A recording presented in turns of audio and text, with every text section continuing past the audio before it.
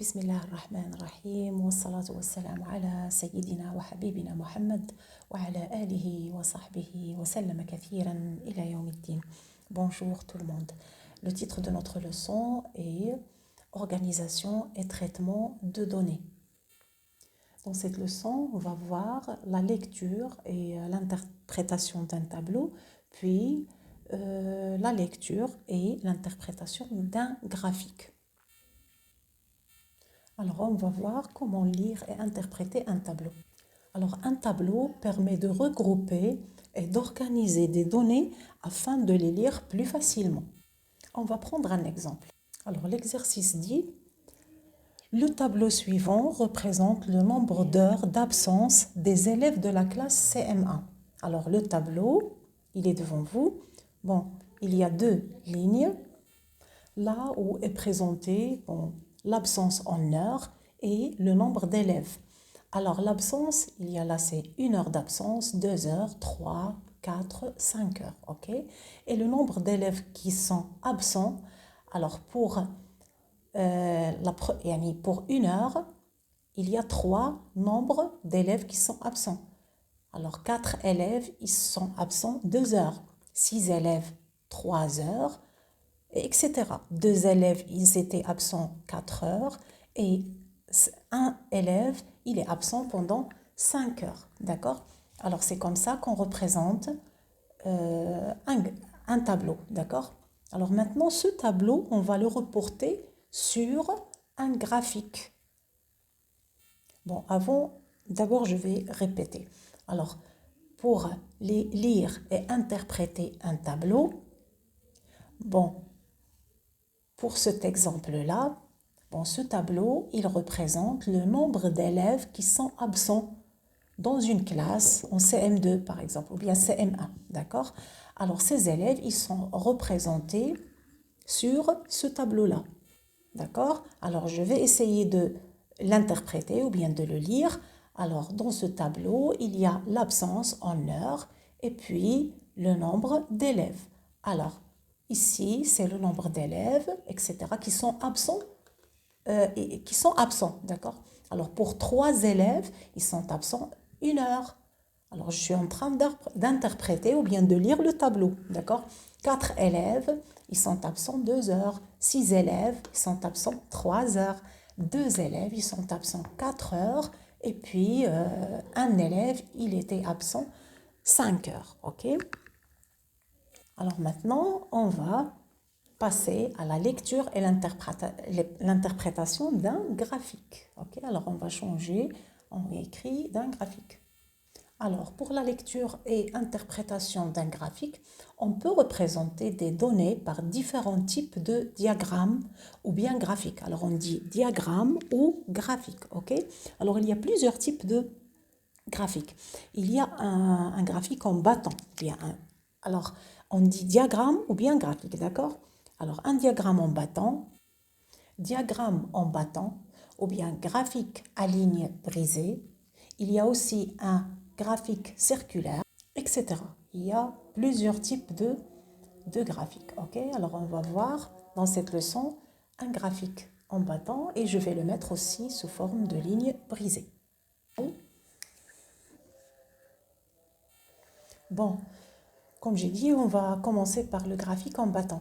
Alors, comme tout graphique, alors seulement le graphique circulaire qui n'a pas de repère. Alors, pour le graphique en bâton, il a 2 repères, ok? Un repère ou bien un axe horizontal et un axe vertical.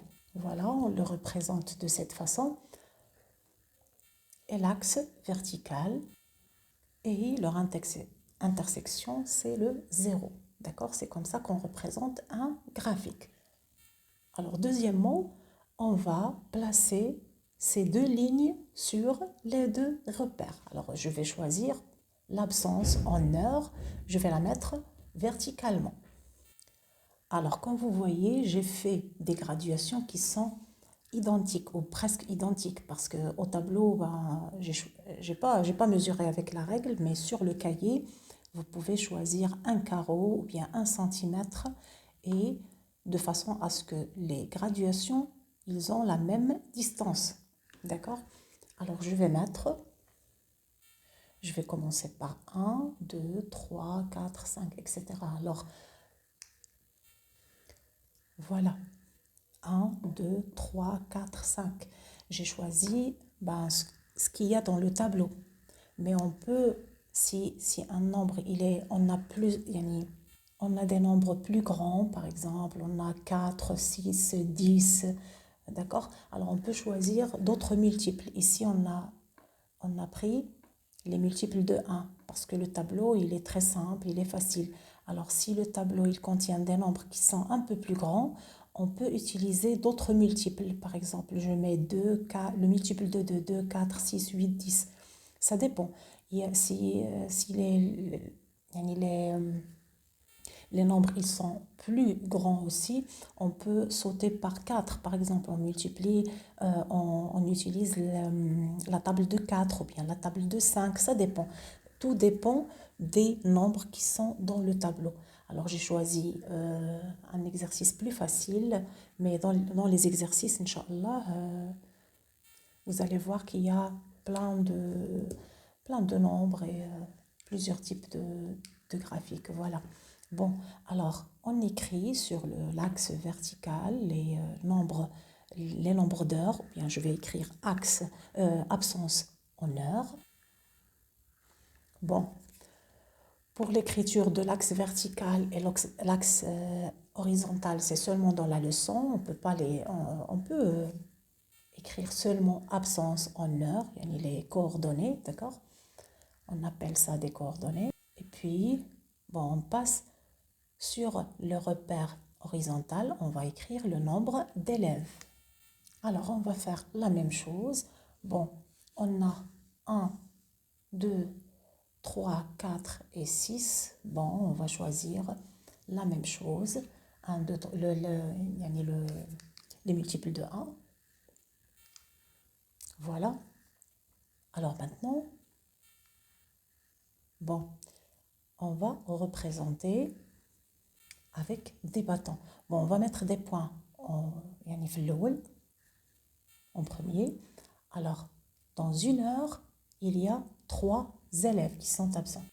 Alors, le nombre d'élèves, c'est 3 et l'absence, c'est 1 heure. Pour 4 élèves, alors 4 élèves, il y a 2 heures. Pour 6 élèves, ils sont absents 3 heures. Pour 2 élèves, ils sont absents 4 heures. Voilà.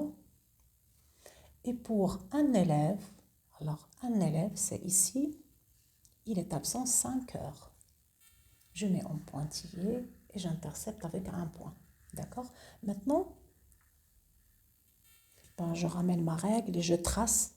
Je trace avec la règle, pas comme j'ai fait moi. Moi, je fais à main levée, d'accord? Soit je fais avec ce genre de bâton. Voilà. Je peux même effacer mes pointillés. Voilà. OK? C'est un graphique à bâton. Soit je les mets sous forme de bâtons qui sont épais. Et je colorie à l'intérieur avec la même couleur ou bien je choisis une autre couleur. Bon, je répète, on fait à la règle. Avec le tableau et ce feutre-là, c'est un peu difficile. Ici, je me suis trompée, c'est 6 élèves, d'accord? Alors 6 élèves, ils se sont... Pas 5 élèves, 6 élèves, ils se sont absents 3 heures. Alors c'est ici. J'essaie de faire mes bâtons à la même épaisseur, ok? Bon, mon schéma n'est pas tellement parfait, mais ok, c'est bon. Alors, c'est un graphique à bâtons. Il y a deux sortes pour deux types de bâtons, soit à ligne fin ou bien des bâtons qui sont épais. Alors, on va passer au graphique à ligne brisée. Alors voilà, c'est la même chose. Ils ont deux axes, vertical et horizontal, les mêmes graduations, d'accord? Seulement, le graphique, il sera en ligne brisée. Alors, on va faire la même chose. On va identifier les points proportionnels. Voilà. Maintenant, je ramène la règle et je relie entre les points avec des petits segments. Et voilà, c'est la ligne brisée de cet exercice. Alors c'est fini pour aujourd'hui. Je vous souhaite bonne chance et bon courage et à très bientôt. Bon, c'est fini pour cette leçon. Au revoir.